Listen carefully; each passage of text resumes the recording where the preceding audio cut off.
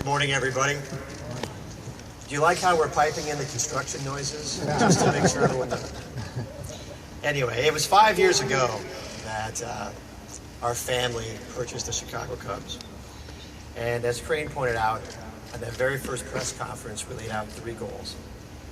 The first goal was, of course, to win the World Series. And with the right leadership and player development system in place, there is no doubt that we are moving toward that goal. Our third goal was to be a better neighbor and more involved in our community. And over the past few years, we have dramatically increased our financial contributions to our city, and through the personal efforts of our associates, we have also dramatically increased the amount of time and energy spent on improving our community.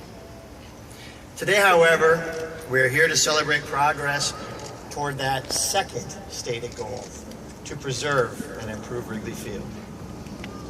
It was our goal to preserve Wrigley Field so that future generations of fans will get to experience the great game of baseball in the same ballpark that their parents did, their grandparents did, and in our case, possibly their great-grandparents did. And improve Wrigley Field so those future fans will have better facilities and modern amenities. Our goal was to preserve Wrigley Field so that the next generation of players will create lasting memories on the same field that so many Cub greats have played on. And to improve Wrigley Field so that those players will have the best possible clubhouse and workout facilities to maximize their performance on the field. It was our goal to preserve Wrigley Field so that the city of Chicago and the Lakeview neighborhood retained an economic engine that drives hundreds of millions of dollars of economic activity and tax revenues on game days, and improve Wrigley Field and the area around it so that it better serves our community, particularly on non-game days. As everyone knows, Wrigley Field is 100 years old this year. And as Crane mentioned, it was built by Charles Wiegum for the Chicago Chi-Feds. What Crane didn't mention was it was built for $250,000 in 9 weeks. And that included a 10-day work stoppage, by the way. And there are times where I wonder what it would be like to tell Charlie Wiegum that his $250,000 ballpark is getting a $400 million facelift. And it'll take 4 years. But, you know, in 1916, Wiegum bought the Cubs and moved them here. And after falling on hard times, he ultimately sold control of the team to William Wrigley. Years later, in what was probably the first stadium naming rights deal, the name was changed to Wrigley Field. Now, it is said that William Wrigley had a plaque in his office that read, quote, "Nothing great is ever achieved without enthusiasm." So now I would like to take the opportunity to thank those who so enthusiastically have helped us get to this great day. First of all, I would like to thank Mayor Emanuel for his leadership and support on this project.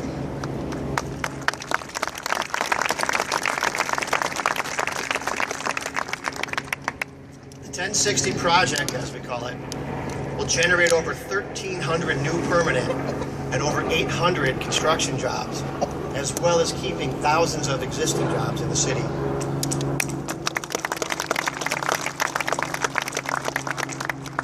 Without the mayor's effort, those jobs would be lost or never created. Without the mayor's efforts, billions of dollars of economic activity in Chicago would be lost or never created. Second, I would like to thank our Alderman Tom Tunney for his help in addressing the concerns our project had in our Lakeview community. And I would like to thank his counterpart, Alderman Pat O'Connor, for his help addressing the concerns that our project had at City Hall.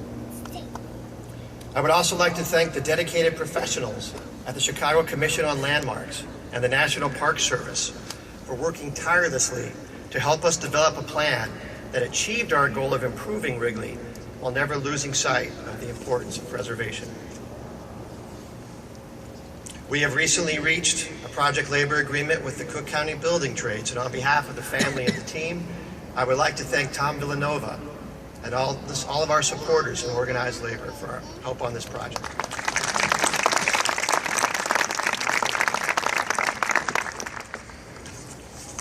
I would also like to thank our corporate partners and sponsors, particularly those legacy partners who have shared our vision of an improved Wrigley Field, including ATI Therapy, Budweiser, Starwood, Under Armour, and many more represented here. Thank you very much for your support. I also need to offer a very special thanks to Commissioner Seelig. As you might imagine, during this project, there were some good days and there were some bad days. And whenever I faced one of those bad days, I knew that moral support and the reminder that no stadium deal is ever that easy was only just a phone call away.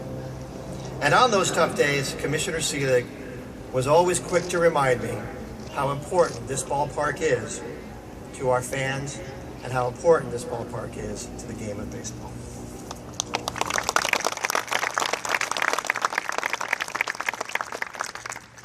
I would also like to recognize people that never get thanked enough, starting with Crane Kenny.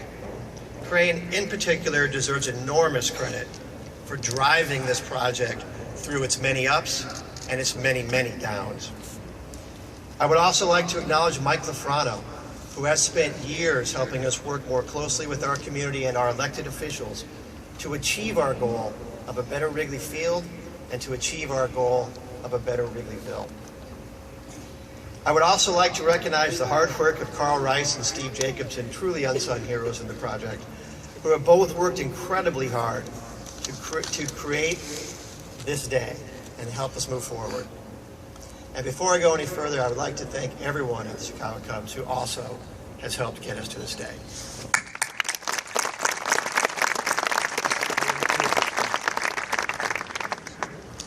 There are also many other associates, advisors, partners, architects, contractors who have helped us get to this day. You are far too many to name, but you are not far too many to thank. So on behalf of the family, the team, and the fans, I want to thank everyone that's been involved with this project.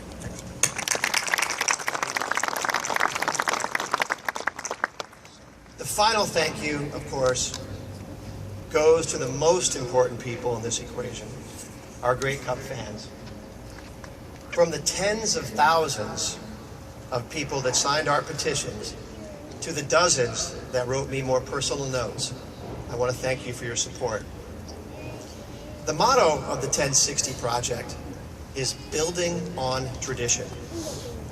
So it only seems appropriate that on behalf of my family, I conclude by saying to Cub fans everywhere the exact same words that Charles Wiggum used on opening day, April 23rd, 1914, when he wrote, quote, "This great park, dedicated to clean sport and the furtherance of our national game, is yours, not ours, and its destiny is in your hands." Perhaps the best news of all is that in our immediate destiny, not only will you see a preserved and improved Wrigley Field, but in that ballpark, you're going to see better teams and championship baseball.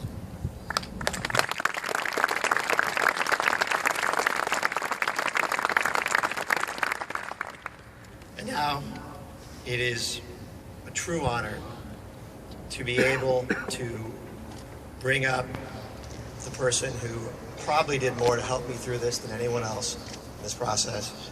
Please welcome Mayor Rahm Emanuel.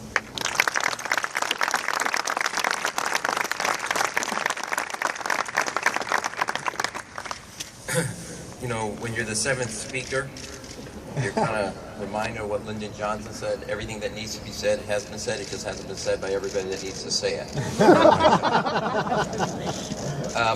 I wasn't going to say anything, but I do want to echo what Crane said. I'm so proud that this is privately financed. It's probably the only thing I've ever echoed that Crane's ever said. So there. Crane, go ahead and say it as many times as you want from here going forward. But I do want to say a couple things. Tom said something to me that I did not know. This is the last stadium that Jackie Robinson actually played in, right here. And what we're going to do is preserve that stadium years going forward. And I always say that this is Chicago, Mr. Chairman, most American of American cities, and baseball is America's pastime. You're in a city that is the #1 city for corporate relocations, the #1 city American people are moving to, the #1 city that young people coming out of college want to move to, #1 city with the neighborhood library system, and you're home here now in the #1 city for Little League and Little League champions, the Jackie Robinson Winners. And those young men captured Chicago. And I do want to say a testament to the Ricketts family, because they have brought the teams, the high school teams of Lakeview, Morgan Park, and Lane Tech. If I can ask the young men to stand, that would be great. With our coaches here, Morgan Park is also the statewide champion last year.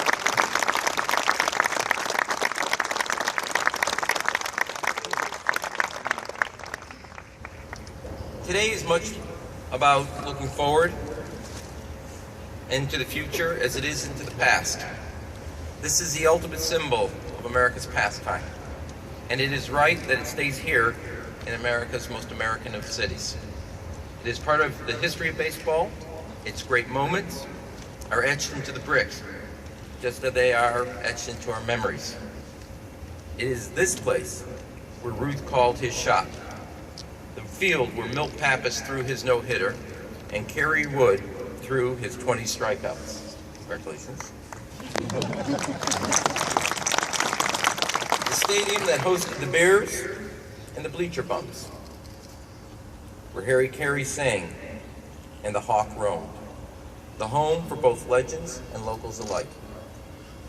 I can't thank the Ricketts family enough, and while I have teased them about the private part, in the sense of the private investment, I want to say a thing about the entire Ricketts family. Tom also, we spent more time at my conference table than I think either one of us ever expected us to spend together, and also Tom Tunney.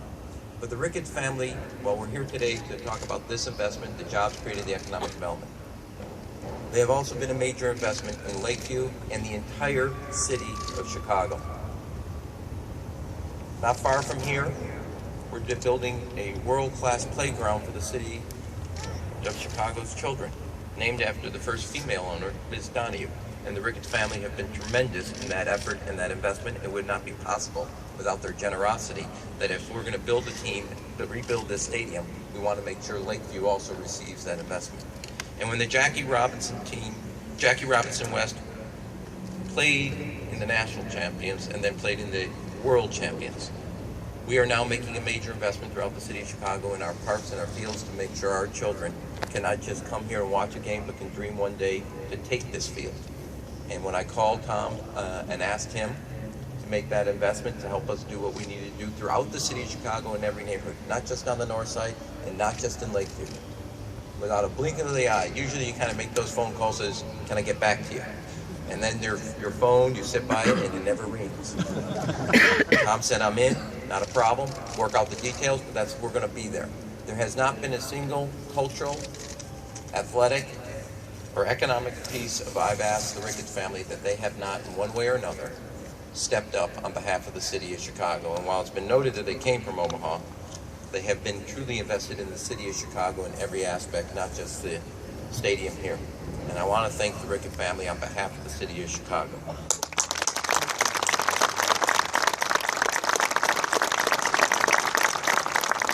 I also would like to note, it would be not really complete speech without noting that, Mr. Chairman, you came down from Milwaukee when you were 10 years old. I do want to know what you were doing skipping school. So with that, I can't wait long enough to let's get going and put this official dig in, but really for what the future holds for all of us from the city of Chicago, both the economic, the enjoyment of watching a great team in a great stadium with the leadership that's here. And I'm glad that we have worked through all the issues in a spirit of cooperation and shared passion, not just for the sport, but most importantly, a shared passion for history, the future, and the city of Chicago. Congratulations.